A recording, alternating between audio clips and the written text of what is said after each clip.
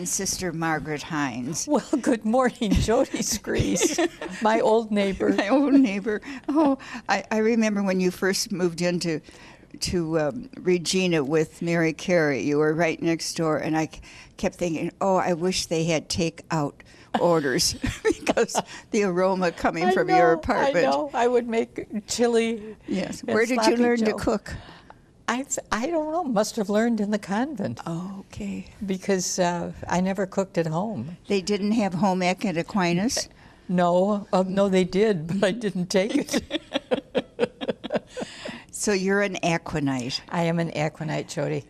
And through and through. Were you there all 4 years? No, I didn't go to Aquinas until my sophomore year. Is that because of housing or where you were living? No, it was because the IHMs from Monroe tried to start a high school, and they kind of pressured all the 8th grade graduates to go to the first year of high school in the parish. And so they started it in the same school building in one classroom, and I was miserable. And so the woman who lived downstairs of us was the speech teacher at Aquinas. My heavens. And she's the one that said to my mother, oh, you should send Margaret to Aquinas. And that's how I got to Aquinas. And the rest is history. And the rest is history, and I'm grateful to that woman every day of my life. And what was your favorite class at Aquinas? My favorite class? Oh, my favorite class. Well, I guess I'd have to say a choral. I was into singing in those days, Jody, and I loved the choral class. You were blessed with a beautiful voice.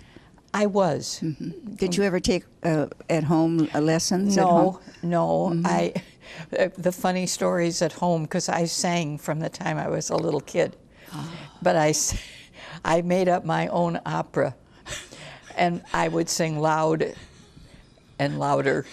And so my mother used to bribe me if I would go down in the basement, and this is a true story, and sing in the basement so that I didn't annoy the neighbors. I don't know what I got, nickel, something. Something big. Something big in those days, a nickel. But that was my singing career at home. But at Aquinas, you had a choral teacher who was... Yeah, Sister Seraphim was my choral teacher. And did she decide that you should be in the operas or the plays or the musicals? Well, you tried out, in those days. And I had a good voice, I have to say that. And I had sung even before I got to Aquinas. I sang in the parish and that kind of thing. And of course, those were the days that we didn't have any boys. So when you had the operettas, we had to take all the parts. And because I had this loud, strong voice, I was always the boy. I was never a girl in any operetta. Oh, and I was the lead in all of the operettas while I was there. So they made you up to look like a... Oh, it was so funny. My hair would all be slicked back with, jelly kind of stuff. And all the girls would look so beautiful. I remember in one of the operettas was the old Kentucky Garden, and they were in those big billowy skirts. And I was in this yucky-looking uniform. But anyway, I loved it. Did you ever get rewarded for your voice?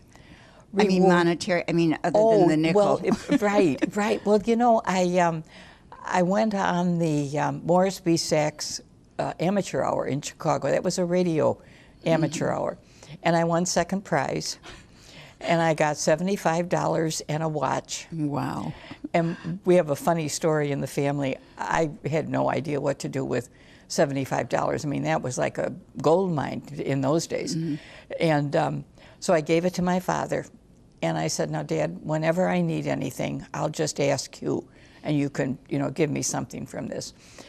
Which of course I did, but the joke in the family, my father said to me, you've been drawing on that $75 your whole life.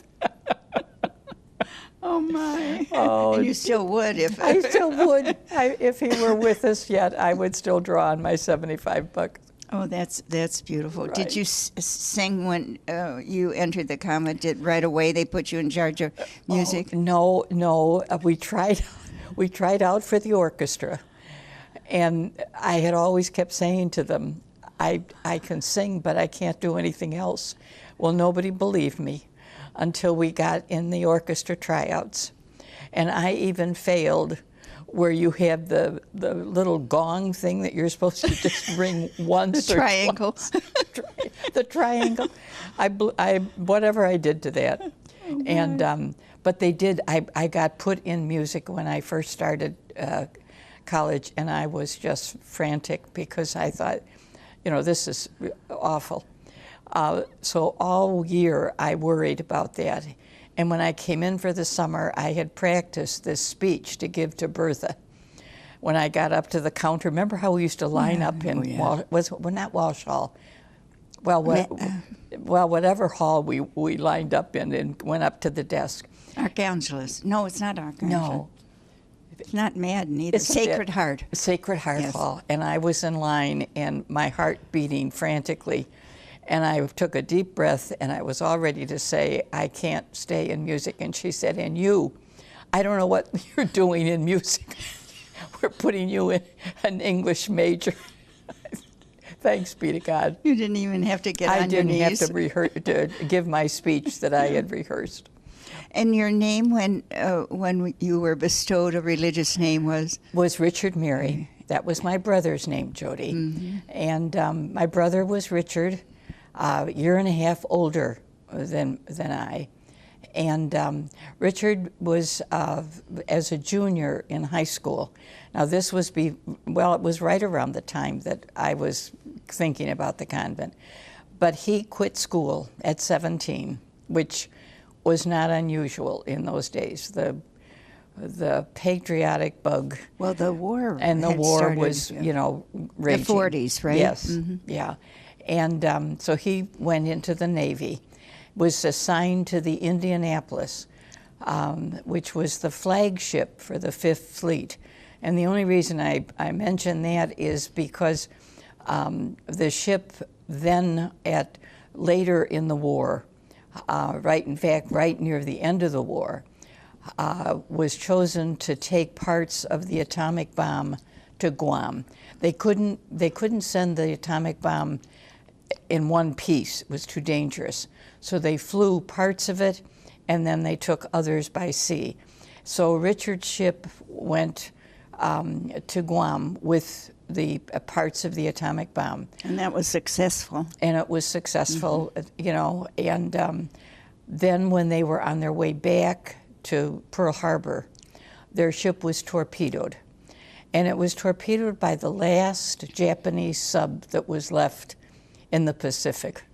And there's a whole story about that sub and the desire that the captain had to have at least one, what they called one kill, to his name. But of course, the whole thing was a tragedy. But the biggest tragedy was there were 1,200 men on Richard's ship. Oh, my heavens. And through a lot of bureaucracy in the Navy did not understand or realize that they had lost a ship. It took 5 days for them to launch a rescue. And by that time, there had been 900 men. They think about 900 men in the water.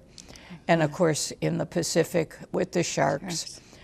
When they finally rescued them, there were only about 300 rescued from that ship. And then, of course, the Navy is starting to look for scapegoats. And they decide to make the captain liable for that. So they court-martial him. Oh. And they bring the Japanese submarine commander to the United States to testify against the captain. Oh, how cruel. How cruel. And the Japanese captain stood up in court and said, no matter what that captain had done, as far as a zigzag course or other means, he said, I had such a clear view, I would have torpedoed him anyway. But there was a long a long court case about that. And even today, they say there's probably restricted documents that haven't been released as to who should have known that the ship was overdue. Was he ever exonerated? Yes, The he was. captain? The captain was exonerated, but tragically, he came from a, not, this part wasn't tragic.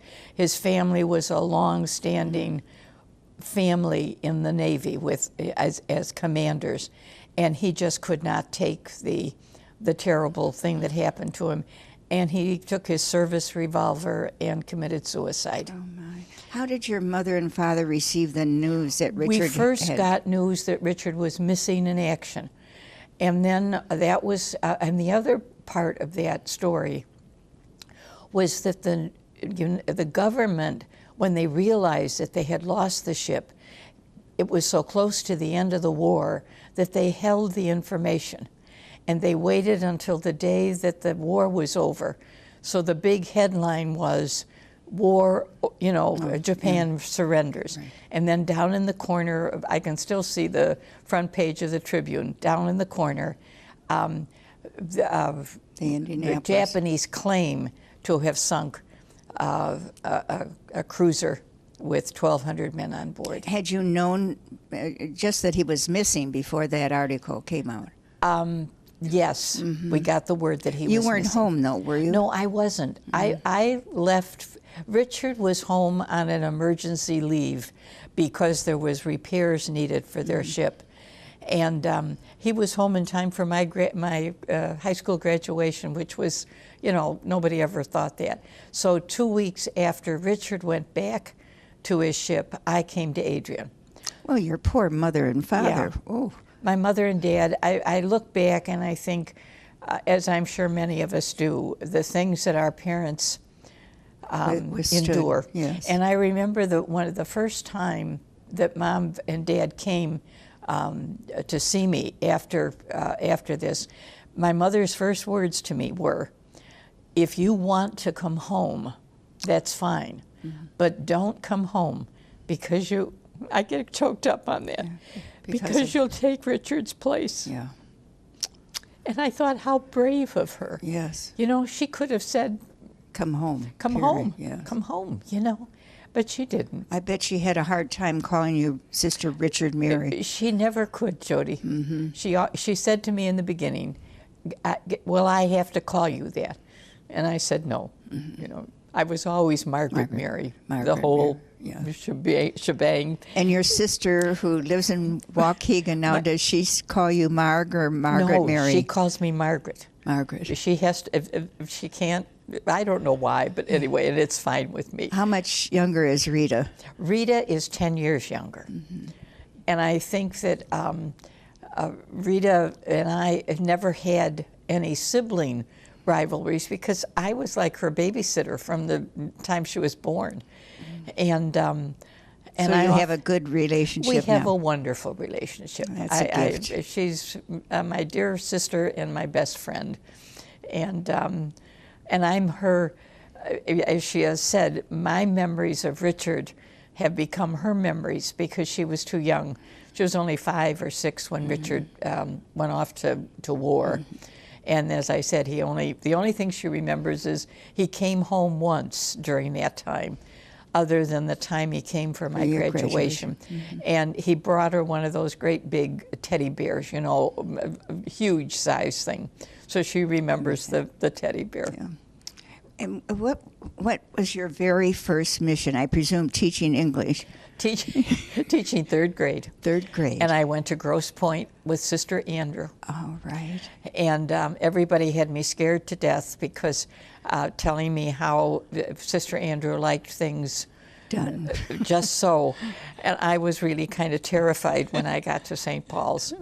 And of course, I took the place of Sister Ricarda, who had become ill.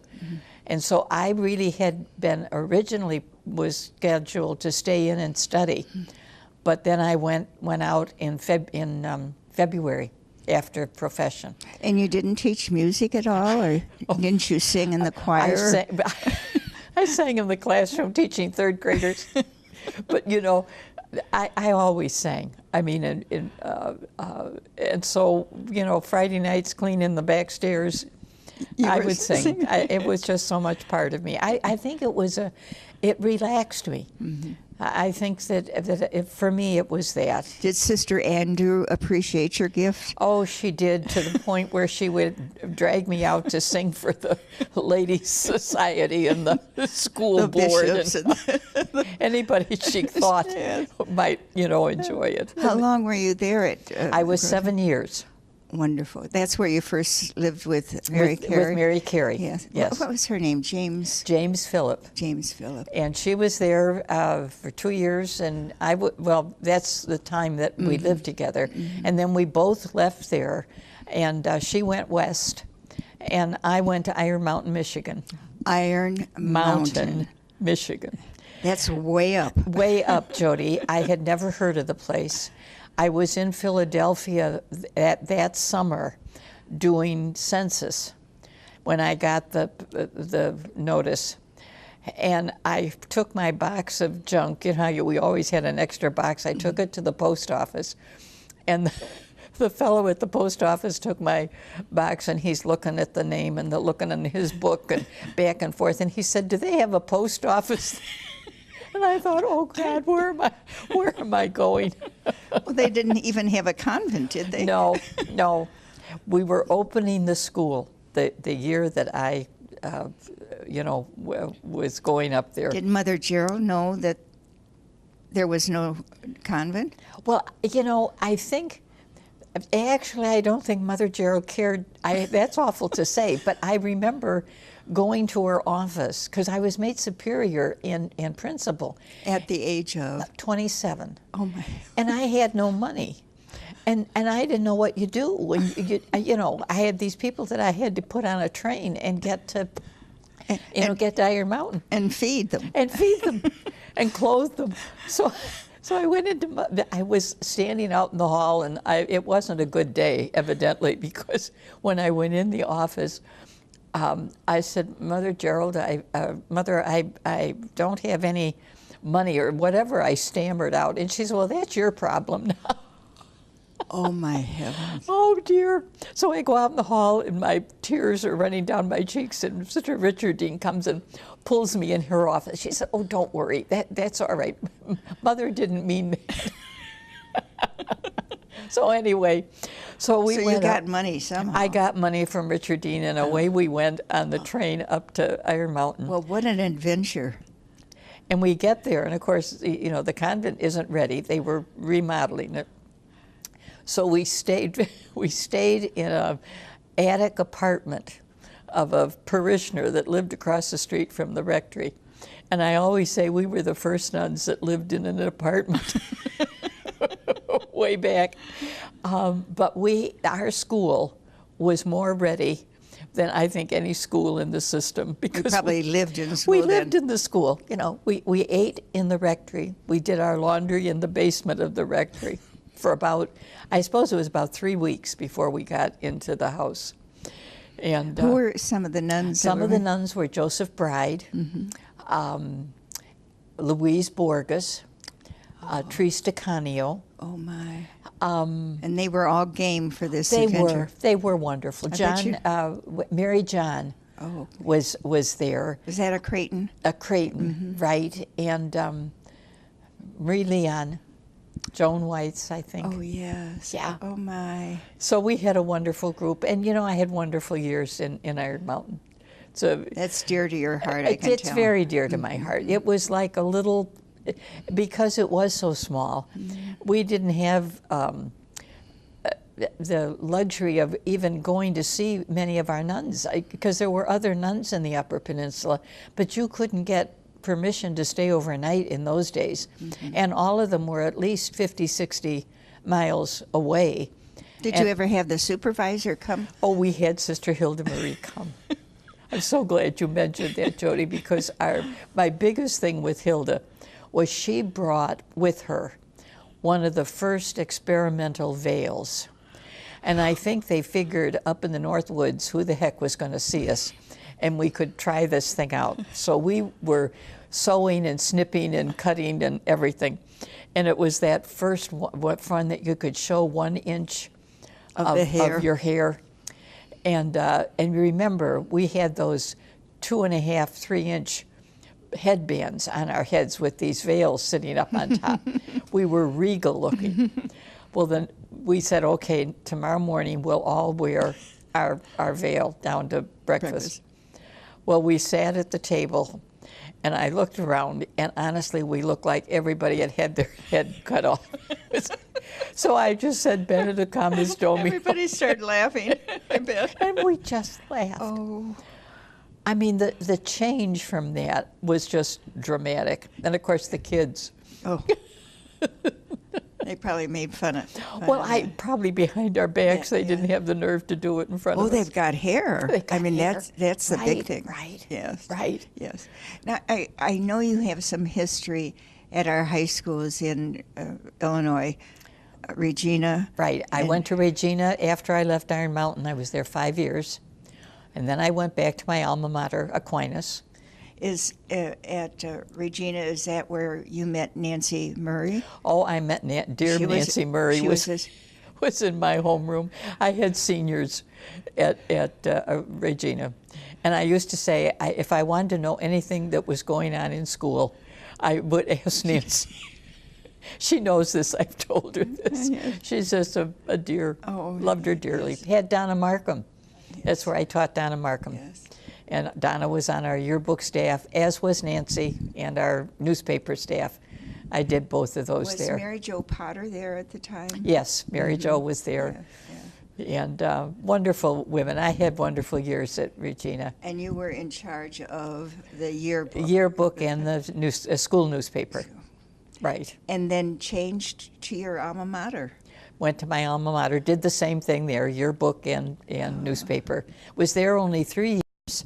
And that was right around, during that time, Rosemary was elected. And Jean Burns called me and asked if I would come to Adrian and do it was called the vocation work. But if you'll remember, at that chapter, we said we would hope that the young women entering would have some college, and preferably get their degree, but at least have some college and that experience before entering. So most of my vocation work was writing. So I kept in contact with all the young women that were at that point in time interested in the community. Mm-hmm. Melba Biney was one of the ones that I did get to meet because Melba was far enough along and in her studies, so she came for spend some time in Adrian. Oh. So I had met Melba. Shara Sharkey must have been the novice director. Sarah was the novice mistress, mm-hmm. right? Mm-hmm. And so I did that work for 5 years, and I also did the communication work. I laugh because when Elise Garcia first came, she was trying to learn the communication thing. She said, "Oh, I've got to talk to Marg," and I said, "I'm embarrassed to talk to you." I said, "The communication work was a pen and pencil and typewriter." Right, a pen and pencil and typewriter. I said it was a very minimal kind of thing, and we did I think the big thing that we did in the communication at that time was to explain both to our own sisters and to the laity the changes. The whole changes where sisters were, first of all, in lay clothes was a trauma for many people. Sisters looking for their own jobs. Mm-hmm. So we did a lot of that kind of work. We also did a lot to help our own sisters. Mm-hmm. That was when we started the personnel office. Dan Zenga. We hired Dan Zenga to do a battery of tests that would give you an idea of where your strengths and weaknesses, what kinds of things you would be good at. Did you get to know him? I got to know him probably better than I even needed to, because we wanted to be sure that the sisters understood these battery of tests. So I traveled with Dan Zenga. Now remember, I was just coming out of the culture of you don't go anywhere without a sister companion. Well, it was me and Dan Zenga traveling around the country. We went to California, we went to Florida, we went to all the Midwest. You were out of chapters. the habit at this point. I was out of the habit in very interesting early lay designs. But let me put it that way. But it was a good time. So time. north, south, east, and west. Right. That was an exciting time, wasn't Right. it? And Yeah. then I left, I moved out of that and went into an extended CPE program. I felt that I wasn't ready to go back to the classroom. And I thought I better see what. Where did you study for CPE? In Chicago at Swedish Covenant Hospital. And I went through that program. And the challenge of one of my buddies in that program was to say, you've never you've never even tried to get a job on your own. You've always just gotten a piece of paper that said, go here or there. So I thought, well, I'll show him. So Ravenswood Hospital was beginning a pastoral care program. Is that in Chicago? In Chicago, on the north side. Not too far from Swedish Covenant Hospital, actually. So I interviewed for the job there and came back proud as anything that I had done that. Not really thinking in terms of what comes after the interview. But then I got a letter saying, you're one of the 3 finalists. And then I thought, oh my goodness. I don't have the job. I don't have a job. Maybe I do need this job. Anyway, it's history, because I was hired there first as part-time, which lasted a month. And then they said, no, we want you full-time. And then I spent the next 23 years at Ravenswood Hospital, Jody. Oh, my. And it was a wonderful, wonderful time in my life. Again, I was the only chaplain. So I've often said to people, my ministry was very crisis-oriented.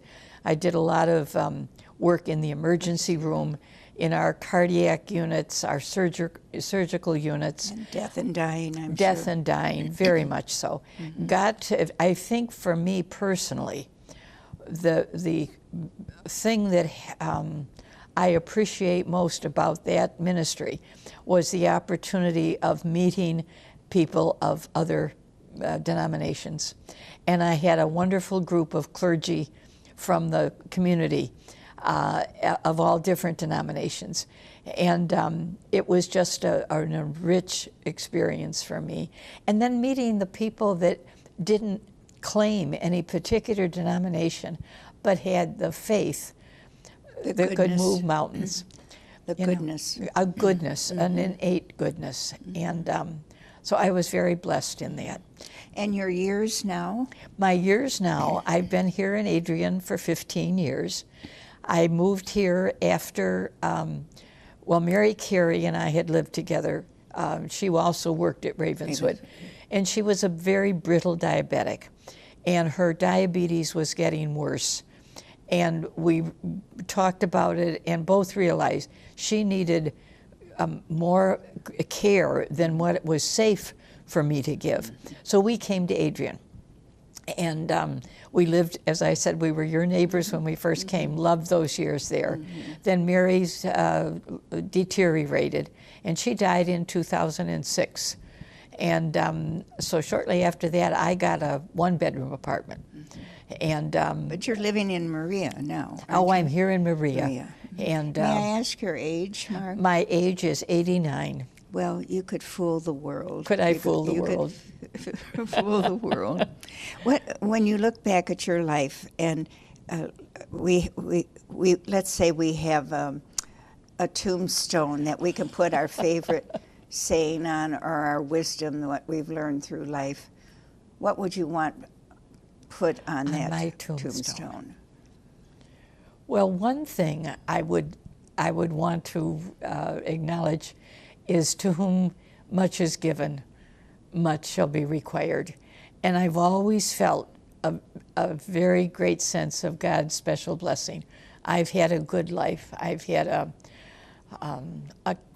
I don't want to say a carefree life, because that's not true, but any sorrow that I've ever experienced, I've had God's grace. I've had a wonderful family. We've all gotten through it. And I'm just a person of great gratitude right now. I think that's my mantra, Yes. gratitude. So much is given, much is required. God bless you, Mark, and Well, thank you. thank you, Jody. Yes.